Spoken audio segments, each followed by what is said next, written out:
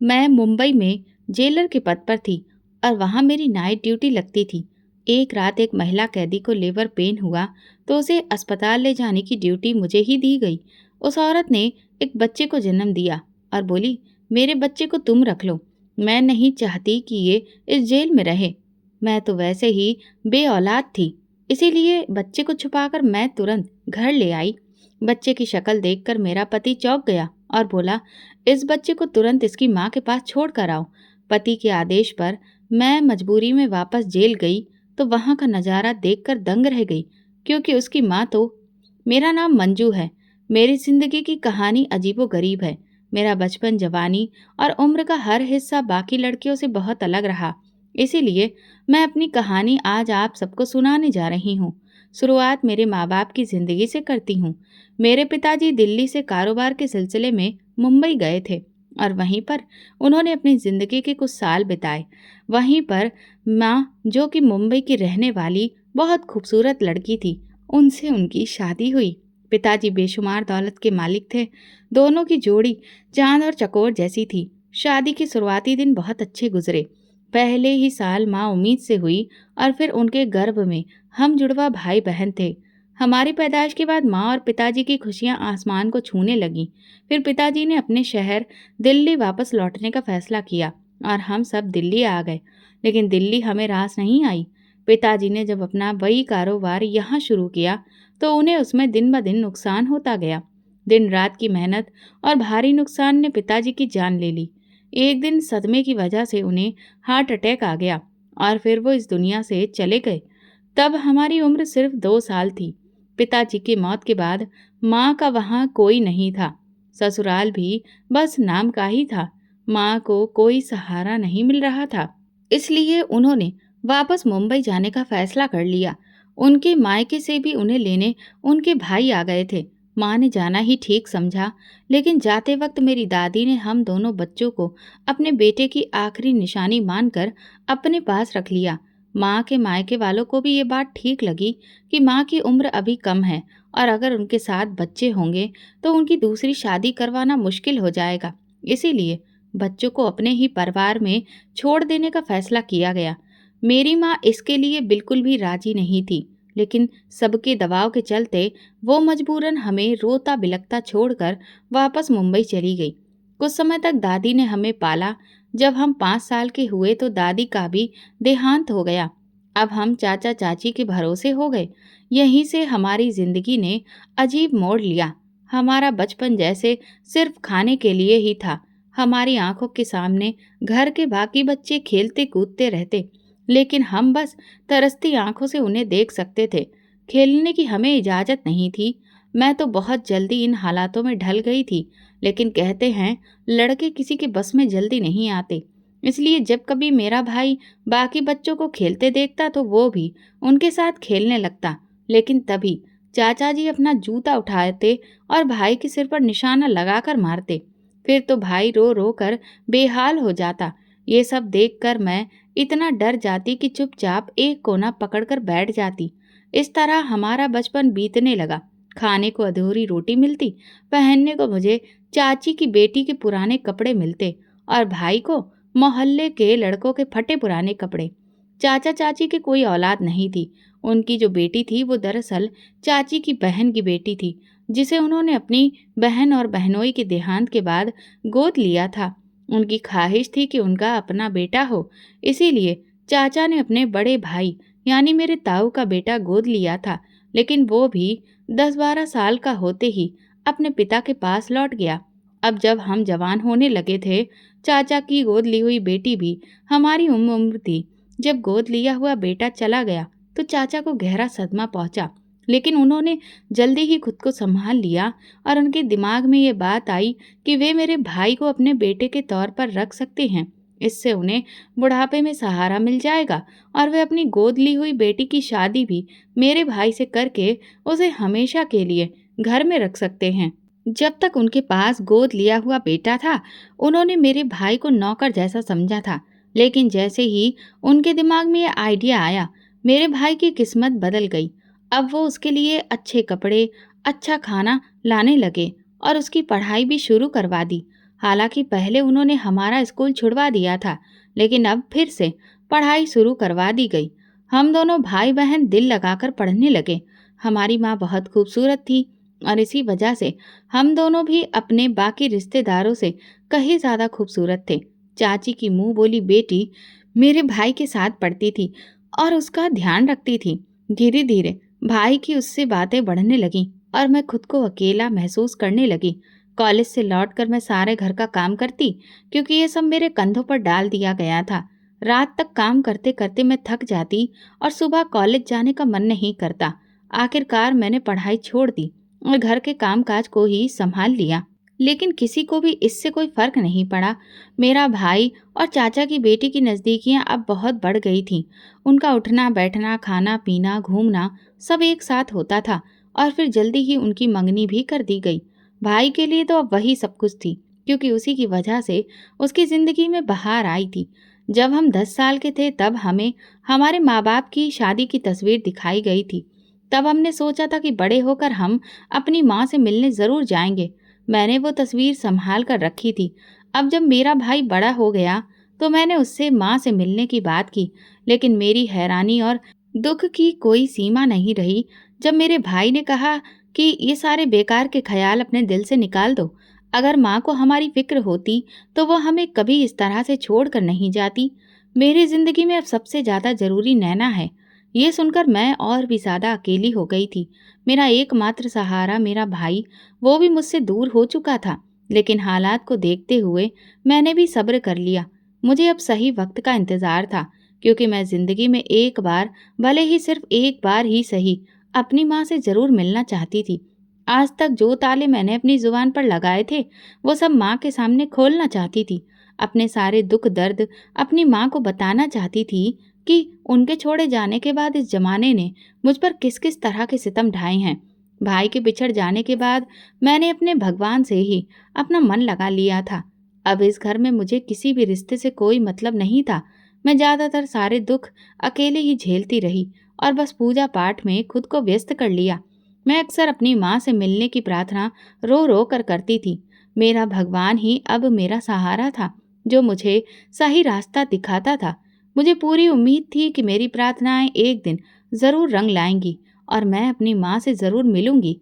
कई बार तो मेरे मन में घर से भाग जाने का भी ख्याल आया, लेकिन फिर मैंने अपने दिल को समझा लिया कि अगर मैंने ऐसा कोई भी कदम उठाया तो लोग मेरी माँ को बुरा समझेंगे, कहेंगे कि जरूर इसकी माँ ही खराब औरत रही होगी जिसकी वजह से बेटी ने ऐसा काम किया है। कुछ साल यूं ही अकेलेपन में गुजर गए, लेकिन इन सालों में मुझे जो सुकून मिला उसने मेरे दिल को तसल्ली दी कि अभी ना सही, लेकिन कभी तो वो दिन आएगा जब मेरी ये इच्छा पूरी होगी। अब मेरा दिल मान चुका था कि सच में ये दुनिया एक माया जाल है जिसमें हम सब लोग फंसे हुए हैं। एक दिन मेरा भाई कमरे में आया। ये चमत्कार कई महीनों बाद हुआ था, क्योंकि उसे मुझसे बात करने से पहले अपने मंगेतर और उसकी माँ की इजाज़त लेनी पड़ती थी, और मैं भी उन लोगों की जिंदगी में दखल देना छोड़ चुकी थी, क्योंकि अब उसे सब कुछ मिल गया था जिसमें वो खुश था। मैं भी उसकी खुशी में ही अब खुश रहना सीख गई थी। उसी दिन भाई ने आकर मुझे बताया कि कुछ दिनों में उसकी शादी होने वाली है। मैंने उसे बधाई दी। तब उसने कहा कि वो चाहता है कि मेरा भी घर बस जाए, क्योंकि कहीं ऐसा ना हो कि उसकी शादी के बाद ये लोग मुझे उम्र भर के लिए नौकरानी बनाकर ना रख लें। मैं तुम्हें इस तरह से बर्बाद होता हुआ नहीं देख सकता। ये कहते हुए उसकी आंखें भर आई थीं और पहली बार मुझे अपने भाई के अंदर माँ की ममता का रूप दिखाई दिया था। मैं उसके गले लग गई और फिर मैंने अपना हर फैसला उसके ही हवाले करते हुए कहा, जो भी मेरा भाई तय करेगा वो मुझे मंजूर होगा। और इस बार मैंने अपनी माँ से मिलने की इच्छा भी नहीं जताई थी। मैं समझ चुकी थी कि वो अब इस मामले में मजबूर है। फिर हम दोनों ने बहुत सारी बातें की और अगले दिन से ही उसकी शादी की तैयारियां शुरू हो गईं। मैं भी इन तैयारियों में पूरे दिल से शामिल हो गई, क्योंकि मैं नहीं चाहती थी कि भाई मेरी उदासी की वजह से अपनी खुशियों में कोई भी कमी महसूस करे। चाचा भी अपनी मुंह बोली बेटी की खुशी में मगन थे, इसलिए उन्होंने मुझ पर कोई भी रोक टोक नहीं लगाई। उन्होंने मुझे भाई की शादी के लिए अच्छे कपड़े भी दिलवाए। पहली बार मैंने अपने परिवार के लगभग सभी लोगों से मुलाकात की और इसके अलावा चाचा के जान पहचान वाले और रिश्तेदारों से भी मेरा मिलना हुआ। हर कोई जब मुझसे मिलता तो मेरे माँ बाप का जिक्र जरूर करता। मुझे लगता था कि जैसे सब उन्हें भूल चुके हैं, लेकिन ऐसा नहीं था। इस बार मुझे खूब प्यार मिला और ये एहसास हुआ कि दुनिया इतनी भी बुरी नहीं है। यहाँ पर कई लोग बहुत अच्छे भी हैं। भाई की शादी काफ़ी अच्छे तरीके से हो गई और जल्दी ही मेरे लिए भी रिश्ते देखे जाने शुरू हो गए। भाई ने अपने ससुराल में ये बात साफ कह दी थी कि जो भी रिश्ता आएगा उसे पसंद करने या ना करने का अधिकार सिर्फ मेरी बहन को होगा। अब वो इन लोगों के सामने बोलना भी सीख गया था। मैंने अब तक कई रिश्ते ठुकरा दिए थे, लेकिन अब की बार जो रिश्ता आया था वो मेरे चाचा के मुताबिक काफ़ी अमीर था और वो लड़का अपने माँ बाप के कारोबार का अकेला मालिक था। अब इस बात का फैसला मुझसे मिलकर ही होना था। अगले ही दिन वो लोग मिलने के लिए आए। मुझे हैरानी इस बात की हुई कि जिसे वो लोग लड़का कह रहे थे वो तो एक अच्छी खासी उम्र का मर्द था, लेकिन इसके अलावा उसमें और कोई कमी नहीं थी। चाय नाश्ता करने से पहले ही उस लड़के ने मुझसे अकेले में कुछ बात करने के लिए वक्त मांगा। सबने इस बात पर पहले हैरानी जताई, लेकिन मैंने हामी भर दी। जब हम दोनों अकेले बात कर रहे थे तो उसने कहा, आप सोच रही होंगी कि मेरी उम्र आपसे काफ़ी ज़्यादा है, फिर भी मैंने अब तक शादी क्यों नहीं की। दरअसल मैं ये शादी सिर्फ अपने माँ बाप की खुशी के लिए कर रहा हूँ। वो लोग शादी के बाद लंदन चले जाएंगे और उसके बाद आप अपनी मर्जी की मालिक होंगी, चाहे मेरे साथ रहें या फिर जहाँ चाहें वहाँ जाएं। आपकी हर इच्छा मेरी तरफ से पूरी होगी, लेकिन मैं आप पर कोई भी रोक टोक नहीं करूँगा। उसकी बात सुनकर मुझे बहुत हैरानी हुई, लेकिन मेरी आंखों में फिर से मेरे पुराने सपने जागने लगे थे। अब तो इनकार की कोई वजह ही नहीं रह गई थी, इसलिए मैंने तुरंत इस रिश्ते के लिए हामी भर दी। घर वालों के पास लौटकर हमने अपनी रजामंदी जाहिर की तो सब लोग बहुत खुश हो गए। मेरी सास के कहने पर मेरे होने वाले पति ने मुझे अंगूठी पहनाई और मंगनी की रस्म पूरी हो गई। जल्दी ही शादी की तारीख तय हो गई और घर वालों को थोड़ी बहुत तैयारी का समय मिल गया। हालांकि ये बात सच थी कि मेरी आंखों में कभी शादी का कोई सपना नहीं था, ना ही मेरे दिल में शादी को लेकर कोई जज्बात थे। फिर भी मैं बहुत खुश थी। मुझे लग रहा था कि इस शादी के बाद मैं मुंबई जाकर अपनी माँ के पास पहुँच जाऊंगी। मुझे खुश देखकर सब लोग यही समझ रहे थे कि मैं शादी से बहुत खुश हूँ। मैंने सबका भ्रम बना रहने दिया। भाई अपनी शादी की तरह मेरी शादी की तैयारियों में भी दिलो जान से लगा हुआ था। मैंने देखा कि उसकी पत्नी का चेहरा थोड़ा उतरा हुआ था। शायद उसे इस बात का दुख हो रहा था कि भाई ने शादी की तैयारियों में उसे नज़रअंदाज किया था। शायद वो उसे बहुत ज़्यादा मोहब्बत करती थी। मेरी होने वाली सास एक बहुत अच्छी औरत थी। रिश्ता तय हो जाने के बाद वो कई बार मुझसे मिलने आई और हर बार मुझसे कहती, तुम मेरे बेटे के साथ कभी मत छोड़ना। और मैं उन्हें भरोसा दिलाती कि ऐसा कभी नहीं होगा, लेकिन पता नहीं क्यों उनका दिल हर बार घबराया हुआ लगता। अगली बार जब भी वो आती तो यही बात दोहराती और उनके चेहरे की फिक्र देखकर मेरा दिल भी घबरा जाता। आखिर उनके बेटे में ऐसी क्या बात थी जो उन्हें इतना डर लग रहा था। मुझे याद आया कि मेरे होने वाले पति ने भी उस दिन एक अजीब सी बात कही थी, शादी के बाद तुम जहाँ चाहे रह सकती हो। मुझे अब ये सब कुछ शादी के बाद में ही समझ में आना था। इसीलिए हर बार मैं अपनी सास को यकीन दिलाती कि मैं उनके बेटे का साथ जिंदगी भर निभाऊंगी। ये सुनकर वो बहुत खुश हो जाती और मुझे दुआएं देने लगती। मैं तो इतनी मजबूर थी कि कुछ कह नहीं सकती थी। हालांकि मुझे उनके आशीर्वाद की सख्त ज़रूरत थी, और भला मैं अपने पति के साथ क्यों छोड़ती, क्योंकि अब तो वही मेरी एकमात्र उम्मीद थे। मैं उन्हें नहीं छोड़ सकती थी। फिर मेरी होने वाली सास मुझे अपने साथ शॉपिंग करवाने ले गई। उस दिन मेरी ज़िंदगी का पहला ऐसा दिन था जब मैंने अपने लिए शॉपिंग अपनी मर्जी से की थी। पहले तो मैं हमेशा नैना के उतरे हुए कपड़े ही पहनती थी। फिर कभी दिवाली पर अगर कोई नया कपड़ा मिलता भी था तो वो भी मेरी चाची अपनी मर्जी से खरीद कर लाती थी। आज मैं खुद को बहुत इज्जतदार महसूस कर रही थी। सास और होने वाले पति दोनों ही मेरे साथ थे। उन्होंने मुझसे कहा कि मैं अच्छी से अच्छी और महंगी से महंगी चीज़ पसंद करूं। वे दोनों मेरी पसंद की गई ज्वेलरी और कपड़ों को देखकर बहुत खुश हो रहे थे। कहीं न कहीं मैं भी ये सब देखकर दिल ही दिल में बहुत खुश थी। आखिर मैं भी एक लड़की ही थी जो ज़िंदगी भर अच्छी चीज़ों के लिए तरसती रही थी। इतना सब कुछ देखकर मुझे अपनी किस्मत पर यकीन नहीं हो रहा था। आज मेरी किस्मत मुझ पर मेहरबान हुई थी, तो इन लोगों ने मुझे कदमों से उठाकर सीधा अपने सिर पर बिठा लिया था। शायद ये सब मेरी प्रार्थनाओं का सिला था, जो मैं रो रो कर भगवान से करती थी। मैं अपने भगवान की बहुत शुक्रगुजार थी और अब आगे भी मेरी इच्छाएं पूरी होंगी, इस बात की मुझे उम्मीद होने लगी थी। जब हम शॉपिंग करके घर पहुंचे तो मेरे चाची और नैना ये सब देखकर दंग रह गए। सारी चीजें इतनी महंगी थी जितनी उन्होंने कभी पहनी भी नहीं थी, और मैं तो वो लड़की थी जो उनके टुकड़ों पर पली थी। मेरे इतने ठाठ देखकर उन्हें बड़ी हैरानी हो रही थी। पूरे दिन की शॉपिंग के बाद मैं काफी थक चुकी थी, इसलिए जल्दी जल्दी अपने कमरे में गई और लेट कर सो गई। खाना मैं बाहर अपने ससुराल वालों के साथ ही खा चुकी थी। अगली सुबह जब मैं कमरे से बाहर आई तो घर के रंग ही बदले हुए थे। सबका रवैया मेरे साथ बहुत अच्छा था। जो लोग, सच कहूँ तो मुझे अब तक इस घर में नौकरानी के अलावा कुछ भी नहीं समझते थे, आज जिंदगी में पहली बार उन्होंने मुझे नाश्ते के लिए पूछा था। मुझे ये सब देखकर बहुत हैरानी हो रही थी, लेकिन मैं जान चुकी थी कि ये सब कुछ सिर्फ पैसों की ताकत की वजह से था।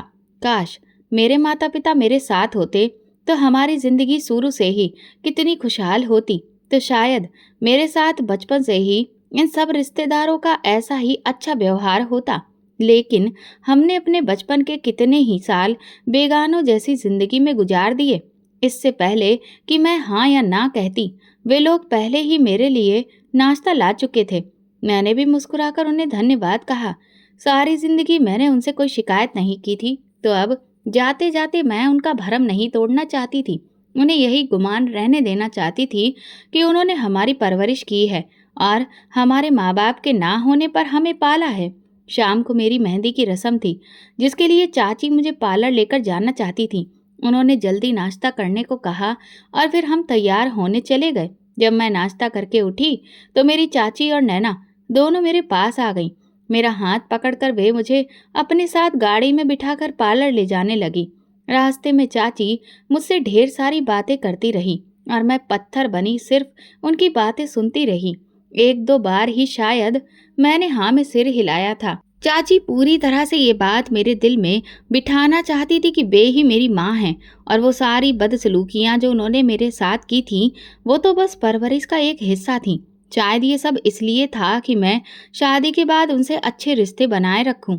इसकी सबसे बड़ी वजह मेरे होने वाले पति का रुतबा, पैसा और दौलत थी। उनका ये प्यार और मीठे बोल सुनकर मेरी आंखों से आंसू बहने लगे। आज मैं खुद को पहले से कई ज्यादा बेहतर समझने लगी थी। इस दुनिया में दौलत की अहमियत इंसान के होने से भी कई ज्यादा है, जिसने एक पल में मुझे नौकरानी की हैसियत से निकालकर चाची की शान बना दिया था। पार्लर पहुंचकर मेरा सबसे महंगा ट्रीटमेंट करवाया गया। आज शाम शादी की रस्म के लिए भरपूर तैयारी की गई। शाम को मेहंदी की रस्म बहुत ही शानदार तरीके से हुई। अगले दिन मेरी शादी थी और फिर विदाई भी। मेहंदी की रात में मैं बहुत थक चुकी थी। इसके बाद भी नींद मेरी आंखों से कोसों दूर थी। न जाने क्यों सारी रात मेरी आंखें नम रहीं। दिल में अजीब तरह के जज्बात बार बार उठ रहे थे। मैं खुद से कह रही थी, माँ, मैं आपको अभी तक नहीं देख पाई। बस मेरा एक भाई है जिससे मैं अब दूर नहीं जाना चाहती। भाई और मेरा साथ बचपन से ही दोस्तों की तरह रहा। हम दोनों जुड़वा थे, इसीलिए हर पल को साथ में जिया। बेशक हमने जिंदगी में खुशियों से ज्यादा दुख झेले, लेकिन फिर भी एक दूसरे का साथ हमें हर तकलीफ को बर्दाश्त करने की ताकत देता था। भले ही मैं भाई की हमउम्र थी, लेकिन हमेशा ही बड़ी बहन बनकर माँ का फर्ज निभाया था। भाई को अकेला छोड़कर जाने के बारे में सोचकर मेरा दिल फट रहा था। पर अजीब बात यह थी कि भाई ने ही मेरा रिश्ता मेरी पसंद से करवाने के लिए घर वालों से झगड़ा किया था। वही भाई अब मुझसे इतना दूर दूर क्यों था? मेहंदी की रस्म में भी पूरी शाम मैंने उसे कहीं नहीं देखा था। वो न जाने कहाँ गुम था, किस कोने में जाकर छुप गया था। मेरी आंखें उसे देखने के लिए तरस रही थी। इस भरी दुनिया में एक वही तो मेरा सगा था। सुबह की हल्की हल्की रोशनी जैसे ही मेरे कमरे के अंदर आई, मैं तुरंत उठकर बाहर आ गई। दिल में एक अजीब सी उदासी छाई थी। नहा धोकर तैयार होने के बाद पूजा पाठ की और फिर मैं आंगन में आई। तो ये देखकर मेरी जान निकल गई कि मेरा भाई आंगन में अकेले एक बेंच पर लेटा था। मैं भागकर उसकी तरफ पहुंची तो देखा कि वो गहरी नींद में था। वो ना जाने कब बाहर आकर सोया था। मेरा दिल टूटने लगा कि क्या वजह होगी जो ये यहाँ पर सोया है। मेरे दिल में कई सारे सवाल पैदा हो रहे थे। पता नहीं नैना ने कुछ कहकर इसे बाहर भेज दिया या फिर सास ससुर से कोई अनबन हो गई। मैं वहीं आंगन में बैठ गई और उसका सिर अपनी गोद में रख लिया। उसके बालों में उंगलियां फेरते हुए उसे सहलाने लगी। उसका मासूम चेहरा देखते देखते न जाने कब मेरी आंखों से अपने आप आंसू बहने लगे और फिर वे उसके गाल पर गिर गए, जिससे वो जाग गया और चौंक कर बोला, अरे मंजू, तुम कब आई? उसने उठने की कोशिश की लेकिन मैंने उसे रोक लिया और बोली, यही मेरी गोद में लेटे रहो और बताओ, तुम इस तरह अकेले बाहर क्यों सोए थे? एक ही सांस में मैं उससे वो सारे सवाल पूछने लगी जो उसे अकेला सोते देखकर मेरे मन में आए थे। वो हंसकर पेट सहलाते हुए बोला, अरे मेरी प्यारी बहन, घबराओ नहीं, तुम्हारे भाई को कोई दुख नहीं है। सच तो यह है कि रात तुम्हारी शादी के बारे में सोच सोच कर दिल घबरा गया था कि तुम बस इस घर में एक दिन की मेहमान हो और फिर हमेशा के लिए अपने घर की हो जाओगी। मैं खुश तो बहुत हूँ, लेकिन फिर भी तुम्हारी जुदाई से डर गया था और नींद नहीं आई तो बाहर खुली हवा में आकर बैठ गया। मैंने कहा फिर मेरे पास ही आ जाते, मैं कौन सा सारी रात सो सकी थी। वो बोला, तुम्हारी नींद खराब नहीं करना चाहता था, इसीलिए यहीं लेट गया और पता नहीं कब आंख लग गई। फिर हम दोनों भाई बहन देर तक बातें करते रहे, एक दूसरे के सुख दुख याद करके कभी हंसते कभी रोते रहे। थोड़ी देर में सामने से मेरे भाई की पत्नी दिखाई दी, जो नाश्ते की ट्रे हाथ में उठाए हमारी तरफ आ रही थी। हमने तुरंत अपने आंसू पोंछ लिए और खुद को संभाल लिया। हल्का सा बेहतर महसूस करके हम मुस्कुराने लगे। फिर हम तीनों ने मिलकर नाश्ता किया और उसके बाद हम फिर बातें करने लगे। तब तक चाची आ गईं और उन्होंने मेरे चेहरे की उदासी भांप ली। वो बोली, मंजू, मुझे लगता है कि तुम पूरी रात सोई नहीं और रोती रही हो। उनके इस प्यार भरे अंदाज पर मैं कोई जवाब न दे सकी और खामोशी से सर झुका लिया। उन्होंने मुझसे कहा, चलो तुम थोड़ा आराम कर लो, दुल्हन का ऐसा उतरा हुआ चेहरा अच्छा नहीं लगता। मैं अपने कमरे में आ गई। मेहमानों की आवाजाही अब शुरू हो गई थी, जिसकी जिम्मेदारी मेरे भाई और भाभी उठा रहे थे। वे लोग अपने काम में लग गए और मुझे अब नींद आने लगी, इसलिए मैंने सोना ही ठीक समझा। मैं पूरी रात जगी रही थी, इसीलिए बिस्तर पर जाते ही नींद ने मुझे घेर लिया। वक्त का मुझे पता ही नहीं चला और किसी ने मुझे डिस्टर्ब भी नहीं किया। आंख खुली तो किसी ने मेरे कमरे के दरवाजे पर दस्तक दी थी। देखा तो शाम के 4 बजे थे। मैं इतनी देर तक सोती रही, ये देखकर मैं हैरान रह गई और भागकर मैंने दरवाज़ा खोला। दरवाजे पर चाची जी एक बहुत बड़ा सा बैग लिए खड़ी थीं और उनके पीछे 3-4 लड़कियां थीं, जो शायद उन्होंने पार्लर से मुझे तैयार करने के लिए बुलवाई थी। चाची ने मेरी तरफ बढ़ते हुए कहा, बेटा, जल्दी से नहाकर ये कपड़े पहन लो और ये कुछ ब्यूटिशियन आई हैं तुम्हें तैयार करने। शादी का वक्त होने वाला है और बाहर कुछ मेहमान भी आ चुके हैं, इसलिए ज़्यादा टाइम मत लगाना, सब जल्दी जल्दी करना है। उन्होंने ब्यूटिशियन को भी हिदायत दी और फिर मुझे वॉशरूम में भेज दिया। जब ब्यूटिशियन मुझे तैयार कर रही थी तो मैं खुद को आईने में देखने लगी। मुझे तो यकीन नहीं हो रहा था कि ये मैं हूँ। मेरा रूप कितना निखर रहा था। आज तो मैं जैसे ज़मीन की नहीं आसमान की लग रही थी। ये सब मेरी माँ की बदौलत था, क्योंकि मेरी शक्ल सूरत बिल्कुल उन्हीं पर गई थी। आज आईने में खुद को देखकर मेरा दिल बार बार कह रहा था कि काश मैं अपनी माँ से मिल सकती और उनका आशीर्वाद लेती। शायद ये जिंदगी में पहली बार था जब मैंने इतना श्रृंगार किया था, क्योंकि इससे पहले मैं ना तो इस तरह से तैयार हुई थी, ना कभी इतना मेकअप किया था। कभी ज़रूरत महसूस ही नहीं हुई। इसका कारण था कि मैं कहीं आती जाती ही नहीं थी और ना मेरे पास इतना सारा मेकअप था। लेकिन मेरी किस्मत भी क्या खूब रंग लाई थी। जिन चीज़ों के लिए मैं जिंदगी भर तरसती रही, वे एक झटके में ही मेरे कदमों में आ पड़ी थी। लेकिन ये भी सच था कि इन सब चीज़ों की ना तो मुझे कभी ज़रूरत महसूस हुई और ना ही इनकी कोई अहमियत मेरी नज़र में थी। मेरे दिल की तमन्ना बस यही थी कि मैं एक बार अपनी माँ से मिल सकूं। मेकअप पूरा हो जाने के बाद जब ब्यूटिशियन ने मुझे ज्वेलरी पहनाना शुरू किया तो वो थककर कहने लगी, क्या आपके ससुराल से तो बहुत सारी ज्वेलरी आई है। उन्होंने मुझे सिर से लेकर पांव तक अलग अलग भारी कीमत के सोने के जेवर पहनाए, जिन्हें देखकर वहां मौजूद तमाम लड़कियों की आंखें फटी की फटी रह गईं। फिर जब मेरा मेकअप कंप्लीट हो गया तो मुझे हॉल तक ले जाने के लिए मेरी चाची और नैना भाभी आए। मुझे वहां देखकर सारे रिश्तेदार हैरान थे। जिन लोगों ने कभी मुझे कोई वैल्यू नहीं दी थी, आज इस कदर मेरी बारात में शामिल होने आए थे कि पहले कभी हमारे पूरे परिवार में ऐसी किसी की भी शादी नहीं हुई थी। मुझ पर नजर पड़ते ही मेरी सास तुरंत भागकर मेरे पास आई और चाची से मेरा हाथ छुड़ाकर मुझे तुरंत संभाल कर स्टेज पर ले गई। स्टेज पर पहुंचते ही मेरे पति मेरे स्वागत के लिए खड़े हो गए। इसके बाद हमारी शादी की सारी रस्में शुरू हुई। विदाई में रो रो कर मेरा बुरा हाल था, लेकिन फिर मैं अपने ससुराल पहुंच गई और वहां का घर देखकर मुझे किसी स्वर्ग का एहसास हो रहा था। उस घर को फूलों और रंग बिरंगी लाइटों से सजाया गया था, जैसे कि कहीं की राजकुमारी का स्वागत करना हो। जब मैं अपने कमरे में पहुंची तो वो कमरा फर्श से लेकर छत तक सब कुछ लाल गुलाबों से सजा था। मेरे कदमों में फूल ही फूल थे। गुलाब तो मुझे हमेशा से पसंद थे, लेकिन किस्मत इतने सारे गुलाब मुझ पर कभी न्यौछावर कर देगी, ये मैंने कभी नहीं सोचा था। मुझे बेड पर बिठाकर उन्होंने कहा, मैं अभी तुम्हारे दूल्हे को बुलाती हूँ। ये कहकर वो बाहर चली गई और मैं ध्यान से उस कमरे को देखने लगी। जब मेरे पति कमरे में आए तो मैं थोड़ा सहम गई।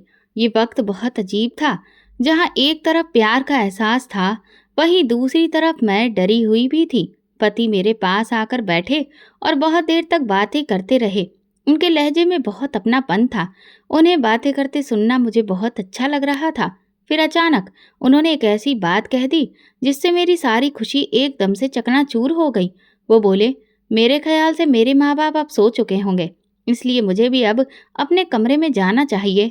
मैं उनकी बात पर बहुत हैरान हुई, लेकिन उनसे कुछ पूछने की मुझमें हिम्मत नहीं थी। मैं बस सवालिया नज़रों से उन्हें देखने लगी। मेरी नज़रों के सवाल समझते हुए उन्होंने कहा, मैंने पहले ही तुम्हें बताया था कि ये शादी मैंने सिर्फ अपने माँ बाप के लिए की है और तुम मेरी तरफ से हर तरह से आज़ाद हो। मैं तुम पर कोई अधिकार नहीं जताऊंगा और ना ही तुम्हें खुद पर कोई अधिकार रखने दूंगा। लेकिन हाँ, मेरी हर चीज़, रुपया पैसा तुम जैसे चाहो इस्तेमाल कर सकती हो। मेरे अलावा इस घर की हर चीज़ पर तुम्हारा मालिकाना हक होगा। ये कहकर वो कमरे से बाहर चले गए और मैं वहीं अकेली बैठी रही। कुछ देर पहले जो जिंदगी बहुत खूबसूरत तक रही थी और जिस पर मुझे गुमान होने लगा था, पति के इन शब्दों ने एक बार फिर से मुझे अधूरा कर दिया था। उनकी इन बातों की वजह मैं नहीं जानती थी, लेकिन जैसा भी था मुझे अब इस घर में रहना था। मैं उनकी इस बात को राज ही रखना चाहती थी, क्योंकि उनकी जिंदगी में शायद मेरे आने से उतना फर्क नहीं पड़ा था जितना फर्क मेरी जिंदगी में इस राज के खुल जाने पर पड़ता। मैंने चुप रहकर अपने पति की दूरी को अपने दिल में एक राज की तरह दफन कर लिया। सुबह मैं सब घर वालों के जागने से पहले उठ गई थी, ताकि मेरे सास ससुर को इस बात की भनक न लगे कि मेरे पति रात को मेरे साथ नहीं थे। मैंने तुरंत कपड़े बदले और खुद को संभाल लिया। मेरी सास ने आकर पूछा, मेरा बेटा कहाँ है? तो मैंने झूठ बोल दिया कि उन्हें रात को ठीक से नींद नहीं आई, इसलिए मैंने सुबह उन्हें दूसरे कमरे में आराम करने के लिए भेज दिया।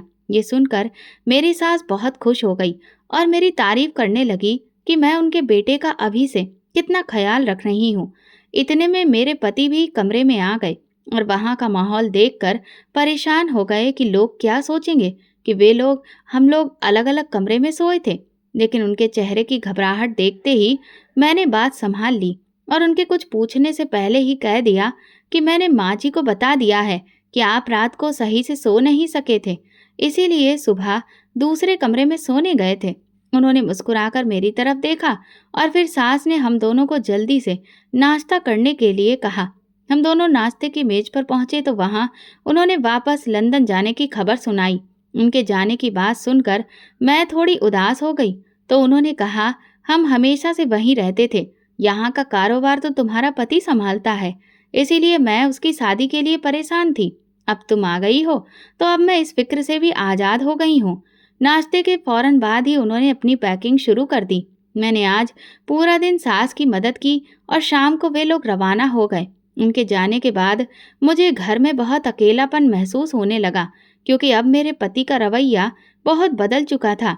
वो पहली रात से ही मुझसे दूर रहते थे। न ज़्यादा बात करते, बस अपने कमरे में रहते और ऑफिस चले जाते।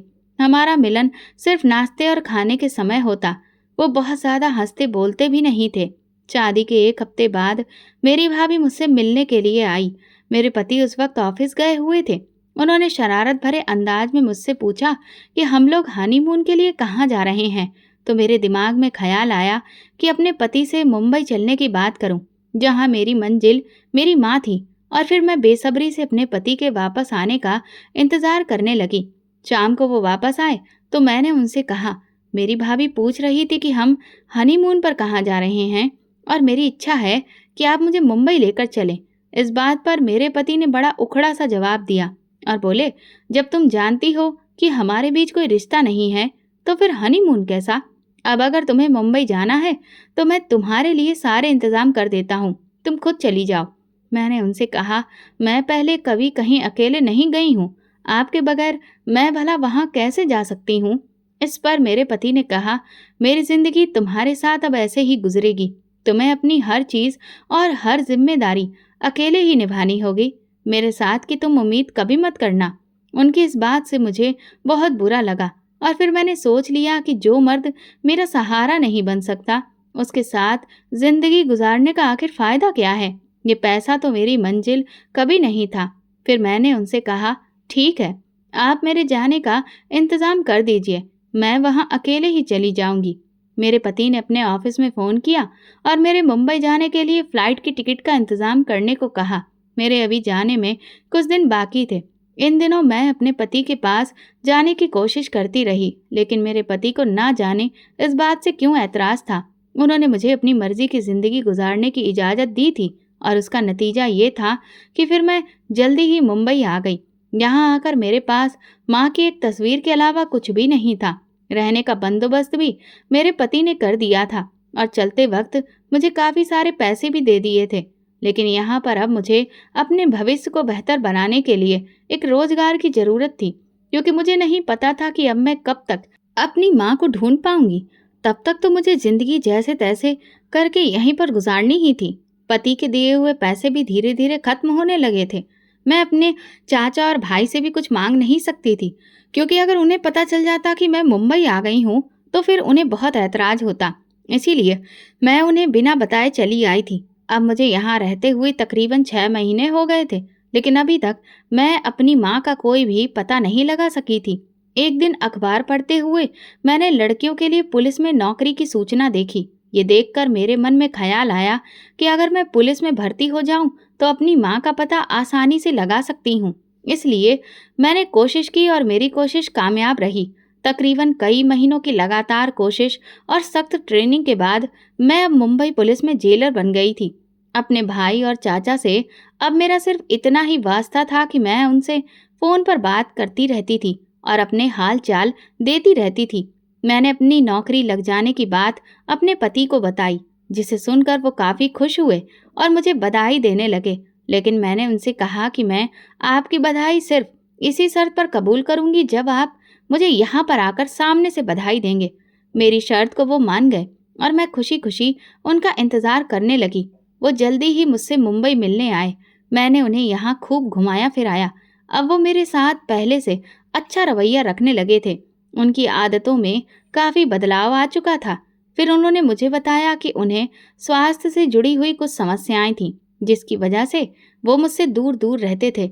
और मेरे मुंबई चले जाने के बाद उन्होंने लगातार इलाज करवाया, जिससे अब वो बिल्कुल ठीक हैं और मेरे साथ बहुत खुश भी हैं। अब अक्सर उनका दिल्ली से मुंबई आना जाना लगा रहता था।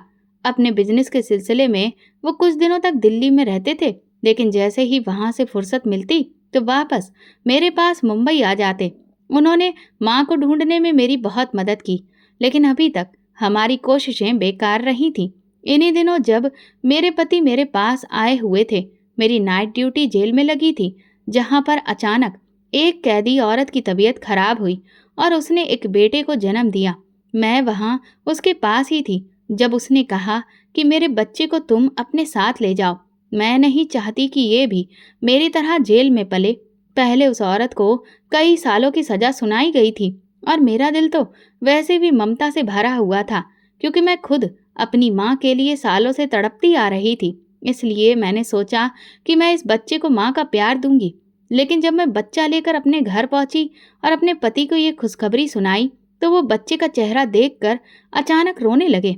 मुझे उनके इस तरह से रोने पर बहुत ताज्जुब हुआ और जब मैंने उनसे वजह पूछी तो उन्होंने बताया कि वो भी अपने माँ बाप को इसी तरह से मिले थे और उनके माँ बाप ने उन्हें पाला था, लेकिन वो नहीं चाहते कि उनकी तरह एक और बच्चा जिंदगी में इस तरह से अकेला रह जाए। उन्होंने कहा, मेरे माँ बाप मुझसे प्यार तो बहुत करते हैं, लेकिन वो रहते अपनी सगी औलाद के साथ ही हैं। जिस तरह मैं अकेला तड़पता हूँ, मैं नहीं चाहता कि कोई और बच्चा भी इसी तरह से तड़पे। इसलिए तुम ये बच्चा उसकी माँ के पास ही लेकर जाओ।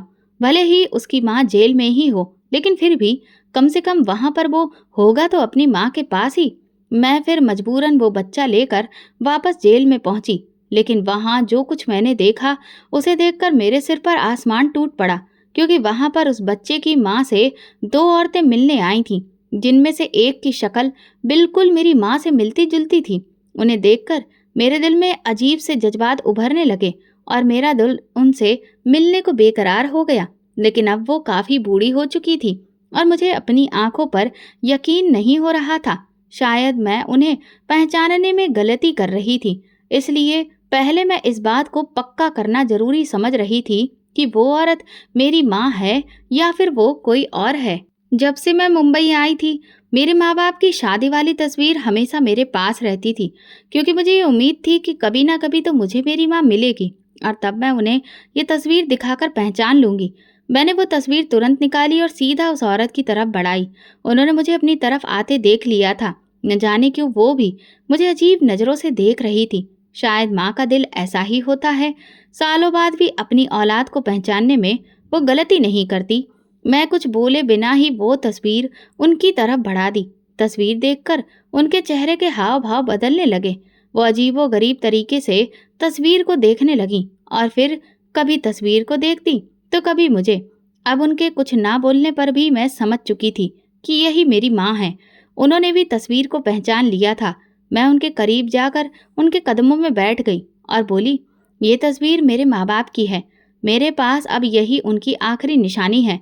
मैं दिल्ली से यहाँ सिर्फ अपनी माँ से मिलने की इच्छा लेकर आई हूँ और आपको देखकर मुझे लगता है कि आप ही मेरी माँ हैं। उन्होंने तुरंत मेरे सिर पर हाथ रखा और पूछा, बेटा, तुम्हारा भाई कहाँ है? मेरी आंखों में आंसू आ गए। फिर भी मैंने मुस्कुराते हुए उन्हें गले लगाया और कहा, मेरा भाई अब बड़ा हो चुका है और उसकी वहीं दिल्ली में शादी भी हो चुकी है। माँ ने उस तस्वीर को होठों से लगाकर मुझे अपने गले से लगा लिया और बहुत प्यार किया। मैंने उनसे अपने साथ घर चलने की ख्वाहिश जाहिर की। माँ ने बताया कि उन्होंने पिताजी के बाद दोबारा कभी शादी नहीं की। वो एक एनजीओ से जुड़ गई हैं जो बेसहारा और उनके जैसी औरतों की मदद करता है। आज भी वही किसी और औरत की मदद करने के लिए वहां आई थी ताकि वो अपनी औलाद को उस जेल से बाहर रख सके। मैंने माँ को अपने पति से मिलवाया और उनसे कहा कि वो अपनी बाकी जिंदगी हमारे साथ गुजारे। हम दोनों ने अब तक बहुत दूरियां झेली थी। माँ को मेरे साथ आने में कोई दिक्कत नहीं थी। मेरे पति ने हम लोगों के दिल्ली वापस जाने का सारा इंतजाम कर दिया। पूरे 2 साल बाद मैं वापस दिल्ली लौटी थी और जिस मकसद से मैं मुंबई गई थी वो अब भगवान ने पूरा कर दिया था। मैं अपनी माँ से मिल चुकी थी। मैंने अपना ट्रांसफ़र भी दिल्ली करवा लिया था। शाम को हम लोग एयरपोर्ट से घर पहुँचे। मैं पूरी रात अपनी माँ के साथ ही गुजारी। हम माँ बेटी ने ढेर सारी बातें की। माँ ने पिताजी के बाद अपनी ज़िंदगी की तमाम मुश्किलों के बारे में बताया। जितनी उलझनें मैंने देखी थी उससे कहीं ज़्यादा दुख तो मेरी माँ ने सहे थे। सुबह हुई तो मैंने तुरंत भाई को फ़ोन किया और उन्हें बताया कि माँ मेरे साथ दिल्ली आ गई है। वो सब कुछ छोड़कर 1 घंटे में मेरे घर पहुँच गया। वो दोनों एक दूसरे से लिपटकर बहुत रोए और भाई ने मुझे दिल से शुक्रिया अदा किया। वो कहने लगा, जो काम एक बेटा होकर मुझे करना चाहिए था वो एक बेटी होकर तुमने किया है। सच कहता हूँ मंजू, मैं पूरी उम्र तुम्हारा एहसानमंद रहूँगा। हम सब बहुत खुश थे। भाई ने चाहा कि माँ उसके पास रहे, लेकिन मैं इस बात पर राजी नहीं हुई और माँ को हमेशा अपने पास ही रखने की जिद करने लगी। भाई ने मेरी इच्छा का मान रखा। इसके बाद भाई रोज माँ से मिलने आता और इस बहाने हम दोनों भाई बहन की भी मुलाकात होती। मेरी ज़िंदगी की अब सारी कमियां पूरी हो चुकी थी, क्योंकि अब मुझे एक अच्छा पति, माँ का साथ और भाई का प्यार भी मिल रहा था। इस खुशी के माहौल में एक और खुशखबरी मुझे मिली कि मैं प्रेग्नेंट थी। अब तो माँ और मेरे पति ने मुझे सर आंखों पर बिठा लिया था। वो दोनों हर वक्त मेरे आगे पीछे रहते और मेरा ख्याल रखते। जब मैंने बच्चों को जन्म दिया तो ऐसा लगा कि अब जाकर मेरी जिंदगी संपूर्ण हो गई है। अब इसमें कोई कमी नहीं थी, कोई दुख नहीं था। मेरा अतीत भले ही बहुत दर्दनाक था, लेकिन वो मेरे लिए एक सबक था। आने वाली खुशियों ने मेरे सारे गम मिटा दिए थे। मेरे बेटे की पैदाइश हो जाने के बाद मेरी सास ने फैसला किया कि वो कुछ सालों तक मेरे पास ही रहेंगी, ताकि वो अपने पोते के साथ खूब सारा वक्त बिता सके। मुझे तो बचपन में माँ का प्यार नहीं मिला, लेकिन मेरे बच्चे को नानी, दादी और माँ सबका प्यार भरपूर मिल रहा था, जिसे देखकर मैं भगवान का लाख लाख शुक्रिया अदा करती थी। तो दोस्तों, आपको हमारी ये कहानी कैसी लगी? अगर कहानी पसंद आई हो तो कमेंट करके ज़रूर बताएं। वीडियो को लाइक करें और ज़्यादा से ज़्यादा शेयर करें। अगर आप चैनल पर नए हैं तो सब्सक्राइब जरूर करें और नोटिफिकेशन बेल दबाएं, ताकि अगली अपडेट सबसे पहले आपको मिले। धन्यवाद।